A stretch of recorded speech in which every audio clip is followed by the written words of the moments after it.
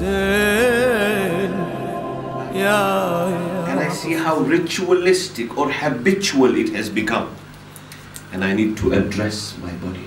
I need to address myself. I need to address my soul. Therefore, remember, for the spiritual development, remember, you and I have the intelligent faculty in us. There is a faculty of intellect in us. There is a faculty of desire in us.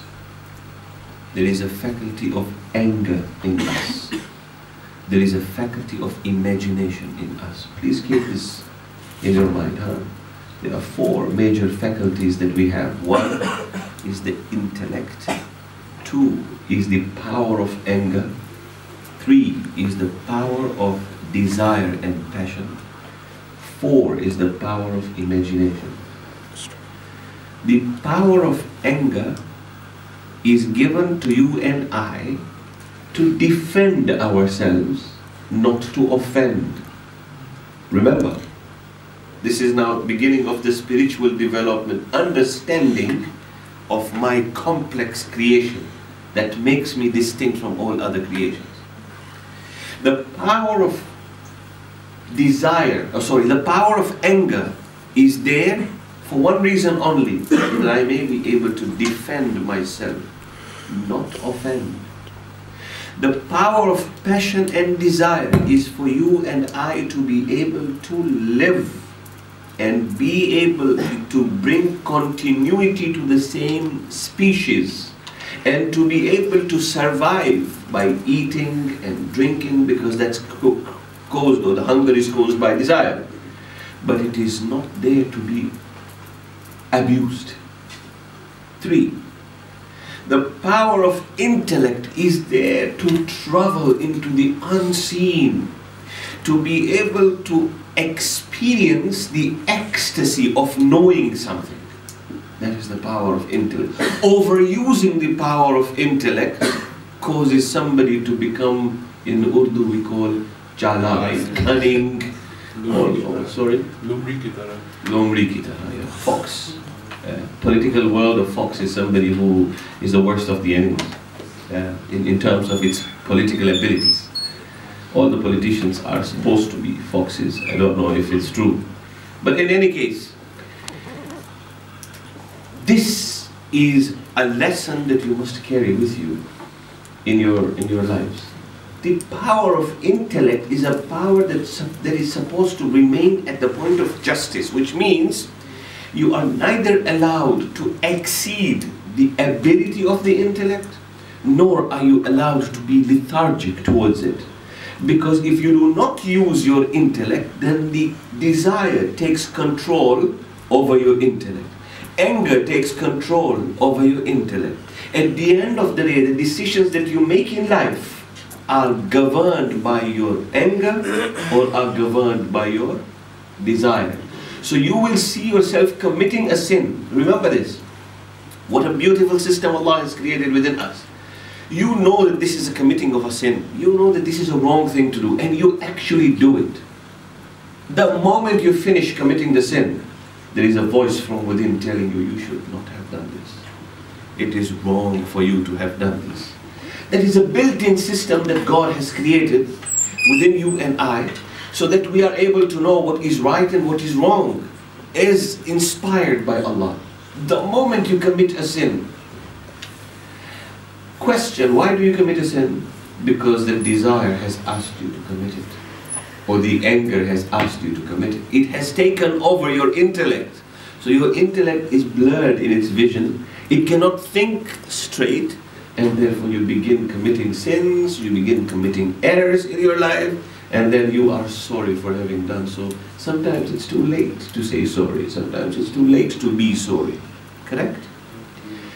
What needs to be done in the spiritual development, first and foremost, is to know that we are rational and intelligent human beings, and every decision of ours must be based on our intellect. Why is it that I find it difficult to wake up for Fajr prayers? Is because I have not been able to derive pleasure in my Salat. And why have I not been able to derive pleasure? Is because I do not know what Salat is. And the moment I come to find out what Salat is, the Holy Prophet says, As-salatu mi'rajul mu'min. Salat is ascension and a mi'raj of a mu'min.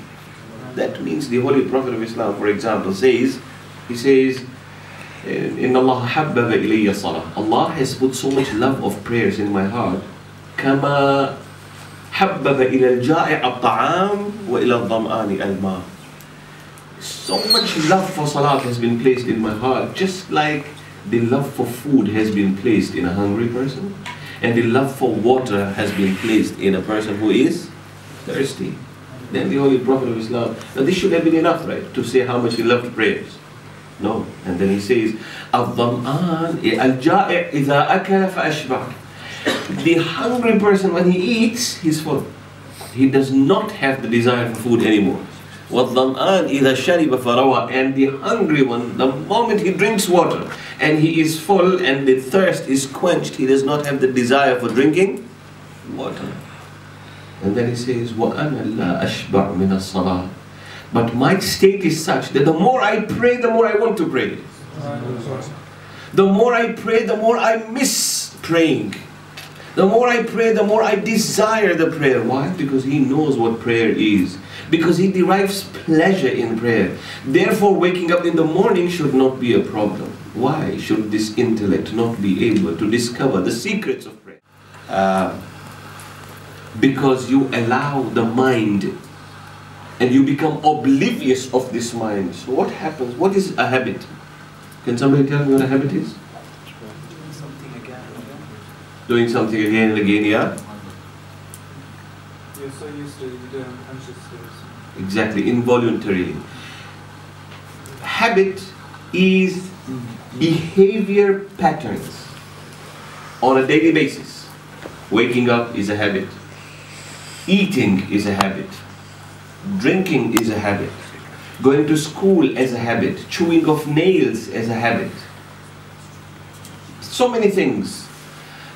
You do it so much throughout the day that you do not even require to think anymore that you are doing certain things. That life becomes a robotic life. How do I change my habits? How do I even enter my mind? My mind is something that has become oblivious, and I have started doing actions governed by the mind. So the mind has taken over. What I need to do in spiritual development is be able to watch my mind. How do I watch my mind? How do I watch how my mind is thinking? So we have a difference between a mind and a conscious now. So we go into the deeper areas of the conscious and see that we become aware and we watch our mind and we see our mind and we watch what it is thinking and how it is causing this thought process to bring an action in a human body. The moment I am able to watch it, I become the human being who has a free choice, who can make a decision on his own and is not a victim of habits.